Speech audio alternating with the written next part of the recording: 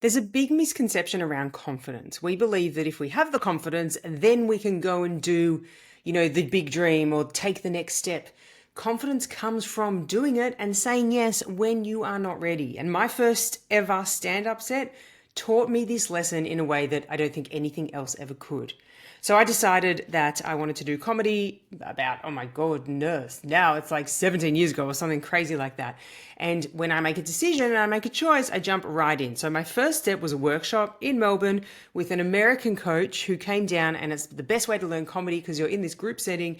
You all learn, you put together your first set and then you deliver it, in a supportive environment with friends and family and other people who buy tickets. And it's a really good platform to do your first ever stand-up set so that you're not doing it in a random club somewhere where you get this horrendous reaction and then, you never want to do it again. Anyway, back to the main message of this podcast. So a lot of people ask me, how did you get through the fear? Like, how do you actually get through that fear to get to do your first ever stand-up set? And I think my approach is different, and that's what I want to dive into. So I never think about the end. I don't think about when I'm up there doing the 5 minutes. All I'm focused on is the joy and the passion through the journey. I loved writing comedy. I loved rehearsing comedy. I love getting together in that workshop. I love brainstorming. I love exploring comedic ideas and methods and theories. And so when I focus on what I love about the process, I'm not focused on the fear that I'm going to feel on stage when it comes to the moment of doing the 5 minutes. And I think that's where a lot of people actually get tripped up, because if we focus on the fear and we project ourselves into a future moment, that gets really, really scary. So I didn't imagine the stage. I didn't imagine the audience. I didn't imagine the possibility of bombing. I focused entirely on what I loved, which, as I said, the joy of writing, the excitement of crafting jokes, the thrill of thinking, oh my gosh, this is so funny. It is totally going to make other people laugh. And that focus mattered way more than I realized at the time. And it's still something, it's a process that I do even to this day when it comes to new ideas.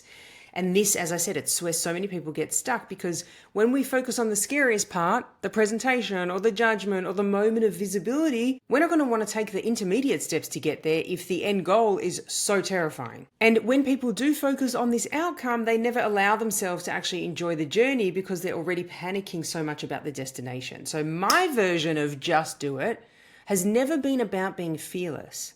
It's about directing my attention. I focus on what excites me, and that excitement pulls me forward and gets me moving and gets me motivated and gets me pumped up.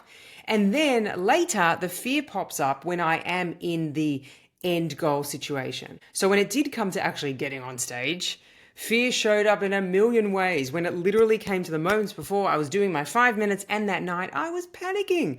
And I was like, why did I sign up for this? How do I get out of here? Where's the closest exit? And so in that moment, I had all of the fears that you would normally have if you're doing your first 5 minutes, but I didn't allow myself to stay in that or even experience that until the night of. And the benefit of that kind of timeline is that by the time it had showed up, I was already committed.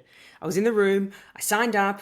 There was no elegant escape. My friends and family were there. There was no way out. And I think that's the part that people misunderstand about confidence. I didn't wait to feel confident before acting and before jumping into the set. Momentum carried me. Fear arrived late in the process. And then by the time it did kick in, I didn't get a say because there was actually no way out. And that doesn't mean that I felt calm. It means I didn't give fear control at the beginning of the process. And confident people aren't the ones that don't feel fear. They're the people who don't let fear chime into and take over the conversation at such an early stage that it stops them in their tracks. In my case, I said yes to the parts that I absolutely loved, and I focused on curiosity and excitement and growth. And then by the time fear did pop up and try to talk me out of it, I was already almost on stage.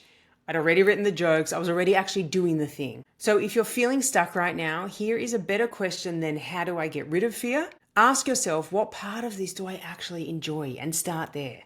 And then take the next step with that passion and that energy, and not the terrifying energy. Because confidence doesn't grow by waiting until you feel ready. In my case, for this set, and not just this set, but so many other creative things, my confidence has been built by moving forward until I was so deep into it that quitting was no longer even an option. Confidence is commitment, and sometimes the most brave thing you can do is say yes before fear even has a chance to enter the conversation.